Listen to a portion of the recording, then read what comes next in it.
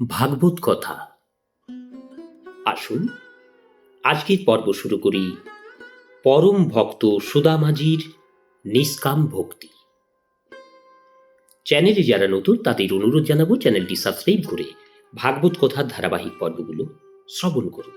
আসুন আজকের পর্ব শুরু করি। পরম ভক্ত সুদামাজির নিষ্কাম ভক্তি। শুরু করি।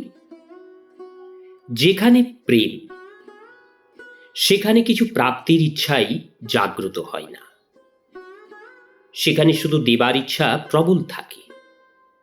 সুদামা তার পবিত্র হৃদয় নিয়ে দ্বারকানাথের কাছে তাকে দর্শন করতে এসেছে। কিছু যাজ্ঞা করতে আসেননি, কয়েক মুষ্টি চিড়া নিয়ে এসেছেন দ্বারকানাথকে অর্পণ করার জন্য। তখন ভগবান জিজ্ঞাসা করলেন, বন্ধু, তোমার সংসার চলে কি করে? সুদামা চিন্তা করলেন, দুঃখ দারিদ্র এ তো আমার নিজ পাপের ফল। আমি প্রভুকে কষ্ট দিতে আসিনি। আমার কানহাইয়ার বড় কোমল হৃদয় এখনো যেন বালক স্বভাবের, আমাকে দেখে কেঁদে ফেলেছে। সুদামা 15 থেকে 20 দিন ধরে ক্ষুধার্ত ছিলেন। এই অবস্থায় সামান্য চিড়া তার কাছে গুরুত্বপূর্ণ বস্তু হলেও তা থেকে একটি দানাও গ্রহণ না করে তা প্রভুকে অর্পণ করবার জন্য সঙ্গে নিয়ে এসেছেন। শ্রীকৃষ্ণ সুদামাকে পুনঃ পুনঃ জিজ্ঞাসা করছেন, তোমার সংসার চলছে কি করে? সুদামা বললেন, আনন্দে আছি, কোনো বস্তুর প্রয়োজন নেই। ভগবানকে ভক্তি ভগবানের জন্য করো।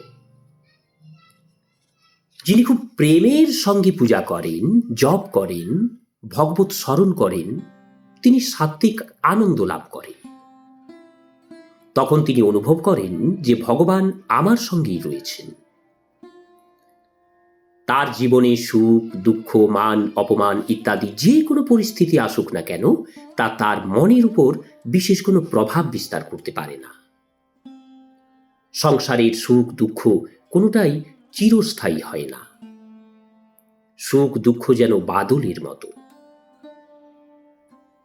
মানুষ বাদলকে কম লক্ষ্য করে, সূর্যকেই বিশেষভাবে লক্ষ্য করে।